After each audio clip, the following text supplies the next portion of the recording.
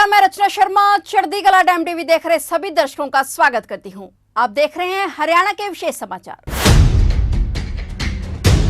हरियाणा जो कभी कन्या भ्रूण हत्या के लिए बदनाम था, अब हर लड़की के जन्म का जश्न मना रहा है। हरियाणा से अब कन्या भ्रूण हत्या का कलंक मिटता हुआ नजर आ रहा है, जिसके परिणाम स्वरूप आज राज्य में प्रति 1000 लड़कों पर 923 लड़कियां हैं। यह सब प्रधानमंत्री नरेंद्र मोदी के बेटी बचाओ बेटी पढ़ाओ अभियान के कारण संभव हुआ, जिसे 22 जनवरी 2015 को पानीपत में शुरू किया गया था। राज्य की सरकार सामाजिक संगठनों, खाप पंचायतों और गैर सरकारी संगठनों और शिक्षा, महिला एवं बाल विकास और स्वास्थ्य विभागों ने हरियाणा में लिंग अनुपात में सुधार के लिए अथक प्रयास किए हैं। इसके अलावा पुलिस ने कन्या भ्रूण हत्या में शामिल लोगों के खिलाफ कड़ी कार्रवाई सुनिश्चित की है। इन समर्पित प्रयासों के कारण ही आज हरियाणा में प्रति 1000 लड़कों पर 923 लड़कियां हैं, जबकि 2014 में प्रति 1000 लड़कों पर 871 लड़कियां थी। लड़कियों और महिलाओं को आगे बढ़ाने के प्रयास हेतु सीएम मनोहर लाल ने हाल ही में करनाल में राज्य स्तरीय सम्मान समारोह में बोलते हुए शिक्षा, संस्कृति, रक्षा, गायन, चिकित्सा, समाज कल्याण, खेल, उड्डयन और पर्वतारोहण जैसे विभिन्न क्षेत्रों में उल्लेखनीय योगदान देने वाली महिलाओं को सम्मानित किया। उन्होंने कुछ महिलाओं को सुषमा स्वराज पुरस्कार, इंदिरा गांधी महिला शक्ति पुरस्कार और कल्पना चावला शौर्य पुरस्कार से सम्मानित किया। इसके अलावा एक आधिकारिक बयान के अनुसार उन्होंने फतेहाबाद, अंबाला और जींद के उपायुक्तों को उनके जिलों में लिंगानुपात में सुधार के लिए नगद पुरस्कार भी प्रदान किए। पुलिस में महिलाओं को प्रतिनिधित्व 2014 में 6% से बढ़कर आज 10% हो गया है। सीएम मनोहर लाल ने कहा कि आने वाले वर्षों में इसे 15% तक ले जाने का लक्ष्य है।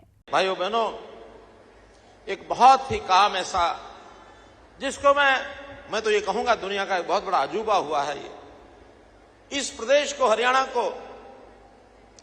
कभी बेटियों को मारने वाला प्रदेश जाना जाता था और ये बात दुनिया को पता थी, हमारे देश के सरकारों को भी पता थी, प्रदेश के सरकारों को भी पता थी। लेकिन इसको ठीक करने के लिए सबसे पहले आगे कौन आया? अपने देश के उस समय के बने हुए प्रधानमंत्री, 2014 में जो प्रधानमंत्री बने थे, नरेंद्र मोदी जी। हमारी भी सरकार आई थी अभी 2014 में। मोदी जी ने मुझे कहा कि हरियाणा के ऊपर से ये कलंक मिटाना है। उन्होंने कहा हम हर प्रकार से तैयार हैं। 22 जनवरी 2015 को पानीपत में, पड़ोस में, आज से लगभग 10 गुना महिलाएं होंगी, 1 लाख से ऊपर महिलाएं। और वहां एक संकल्प लिया गया कि इस कलंक को हम मिटाएंगे। सरकार ने तो जो काम करना था किया, लेकिन सामाजिक संस्थाओं ने, हमारी खाप पंचायतों ने, हमारे एनजीओ ने, हमारे शिक्षा विभाग ने, चाहे वो प्राइवेट है चाहे सरकारी है, महिला बाल विकास विभाग तो डट करके लगा ही लगा, हेल्थ डिपार्टमेंट तो डट के लगा ही लगा, पुलिस ने भी जो इस प्रकार की कन्या भ्रूण हत्या के दोष होते थे उनके खिलाफ कार्रवाई की। और मुझे खुशी है आपको बताते हुए कि 2014 में जब ये अभियान चलाया था, ये महिला का जो जेंडर रेशो, यानी एक प्रकार से जो जन्म दर का जो अनुपात, लिंगानुपात, ये था 871। 1000 लड़के थे तो 871 ही लड़कियां थी। आज आपको बताते हुए मुझे खुशी हो रही है कि अब ये 2023 में ये बढ़कर के 923 हो गया। मित्रों, 923 बहनों भाइयों, अब इतने महीनों से, इतने सालों से ये जो काम है, लगभग 30,000 से ऊपर बच्चियां जिनको गर्भ में मारने से बचा लिया, ये काम आपकी हरियाणा सरकार ने किया है, आपके सहयोग से किया है। आज वो बेटियां बहुत तो पढ़ाई लिखाई के अंदर भी आगे बढ़ गई होंगी। तो इस अभियान को हमने चलाया, बहुत बड़ा काम किया है। हमारा महिलाओं को रोजगार देने के लिए ग्राम विकास मंत्रालय, उन्होंने अभियान छेड़ा है। हरियाणा ग्रामीण आजीविका मिशन, तो इस प्रकार से इसका एक बहुत बड़ा काम हरियाणा में हो रहा है। आज बहुत सी बहनें यहां आई और उन सब विषयों में पुरस्कार लेके गई। हमारे आंगनवाड़ी की बहनें पुरस्कार लेके गई। हमारी महिलाएं जो कुछ ना कुछ विशेष काम किया, चाहे शौर्य में किया, चाहे सेवा में किया, उन्होंने पुरस्कार लिए हैं। आज 154 पुरस्कार दिए गए हैं, जिनमें लगभग भागीदार 500 महिलाएं जरूर रही होंगी, बल्कि इससे ज्यादा रही होंगी। तो इतना सारा अग्रणी होकर के काम कर रहे हैं। हमारा जो ग्रामीण आजीविका मिशन है, इस मिशन के अंतर्गत सेल्फ हेल्प ग्रुप की संख्या इस समय 56,434 सेल्फ हेल्प ग्रुप की संख्या है और इस सेल्फ हेल्प ग्रुप में 56,000 तो ग्रुप हैं। अगर 10 की भी एवरेज हम लगाएं तो 5 लाख से ऊपर बहनें इनमें काम करती हैं और हर बहन 15,000, 20,000, 25,000, 10,000 कुछ न कुछ आजीविका कमाती है। अपने घर परिवार का खर्च चलाने के लिए एक बहुत बड़ा योगदान उनको हुआ है। इसमें लगातार विभाग काम कर रहा है और बहुत सी महिलाएं उद्यमी होकर के आगे निकली हैं, खेती के काम में आगे निकल गई हैं। हायरिंग सेंटर्स जो इस प्रकार के चलाते हैं वो चलाने लग गई हैं। बहुत से ऐसे वीटा बिक्री केंद्र, सेल्फ हेल्प ग्रुप की कैंटीन, बैंक सुविधा प्रदाता, तो इस प्रकार से इन लोगों को जोड़ा गया है। मैं एक निवेदन ऐसे सब सेल्फ हेल्प ग्रुप के लोगों को करना चाहता हूं। आज हमने भी सरकार के नाते एक विशेष योजना बनाई है। परिवार पहचान पत्र के माध्यम से परिवारों को छांटा है कि जिन परिवारों में 1 लाख रुपया साल से कम आय है, ऐसे परिवार के किसी एक सदस्य को आजीविका के माध्यम से उसकी इनकम कैसे बढ़ाई जाए, आय कैसे बढ़ाई जाए। 7.5 लाख परिवार हैं भाइयों बहनों ये। तो इस 7.5 लाख परिवारों में हमने इस वर्ष 1 लाख का टारगेट रखा था। 80,000 के लगभग एप्लीकेशन हमारे डिपार्टमेंट ने इसको चयन कर लिया है। अगले साल का 2 लाख का टारगेट रखा है। मुख्यमंत्री ने फिर दोहराया है कि लगातार पानी के दोहन से भूमिगत जल नीचे जा रहा है। पानी की कमी के चलते किसान नकदी फसलों को अपनाएं, जिनमें फल, फूल, सब्जी के साथ साथ मधुमक्खी पालन, पशुपालन, मत्स्य पालन आदि शामिल हैं। सीएम मनोहर लाल ने कहा कि समय को देखते हुए हमें पानी की खपत को कम करना होगा। पानी के समुचित उपयोग के लिए सूक्ष्म सिंचाई को अपनाना होगा।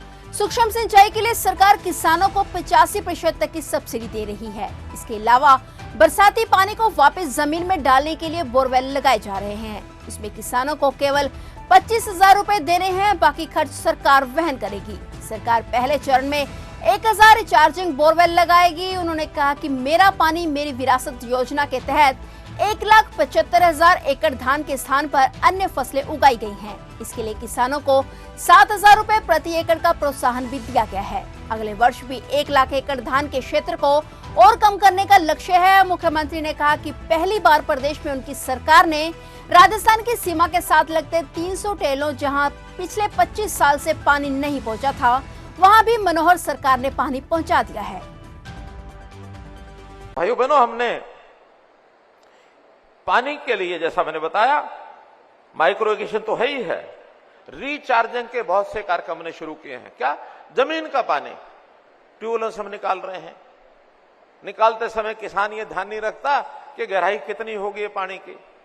पिछले 2010 से लेकर के 2023 तक ऑन एवरेज 12 मीटर पानी डाउन चला गया है, जो पानी ट्यूबवेल का लेते हैं। हर 2 साल के बाद, 3 साल के बाद ट्यूबवेल वाले आप लोग बैठे हैं, आपको एक पाइप 10 फुट का नया डालना पड़ता है। 3 साल के बाद डालते कि नहीं डालते? डालते ना। इसका मतलब क्यों डालते हैं? खुशी से थोड़ी। पानी नीचे जा रहा है और आने वाले समय में अगर 20-30 साल हमने ध्यान नहीं किया तो पानी कहां चला जाएगा। हम अपनी आने वाली जो हमारी पीढ़ी है, हमारे जो आगे आने वाले बच्चे हैं, उनको जमीन के किले तो हम शायद आधा 1-2 किले दे देंगे, लेकिन वो फोका होगी, फोकी जमीन, सूखी जमीन, पानी नहीं दे पाएंगे। हमने इसके लिए योजना शुरू की, मेरा पानी मेरी विरासत। लोग जमीन को विरासत मानते हैं, पानी को नहीं मानते हैं। हम कहते हैं पानी भी विरासत में जोड़ लो, हमने पानी अगली पीढ़ी को दे के जाना है। और इसके लिए स्पेशल योजना बनाई कि भाई धान बहुत पानी पीता है, धान की बुआई कम कर दें, हमारा काम चल जाएगा बिना धान के भी। लोग कहते हैं घाटा हो जाएगा, हम कहते हैं घाटा होगा 7,000 रुपए एकड़ का। धान छोड़ो, 7,000 रुपए एकड़ सरकार से ले लो। 2.25 लाख एकड़ का पैसा हम पिछले 2 साल में दे चुके हैं। अगले इस साल में भी 1 लाख एकड़ और हम कम करेंगे। हम कोई खेती नहीं कम कर रहे, खेती का प्रकार बदल रहे हैं। धान को कम करो, हम दालें बुआई शुरू करें, तिलहन बोएं, मक्का बोएं, कपास बोएं, बाजरा बोएं। और जो पानी, कुछ लोग कहते हैं हमारे यहां तो पानी बहुत है जी। भाई तेरे यहां तो बहुत है, लेकिन जिस जगह नहीं है, हमारे सूखे जिले हिसार हो, फतेहाबाद हो, भिवानी हो, दादरी हो, महेंद्रगढ़ हो, रेवाड़ी हो, मेवात हो, नूह हो, ये जिले पानी के संकट से जूझ रहे हैं। फिलहाल हरियाणा के विशेष समाचारों में इतना ही, और नए समाचारों के साथ फिर से हाजिर होंगे। तब तक के लिए देखते रहिए चढ़ती कला टाइम टीवी, और अब मुझे दीजिए इजाजत। धन्यवाद।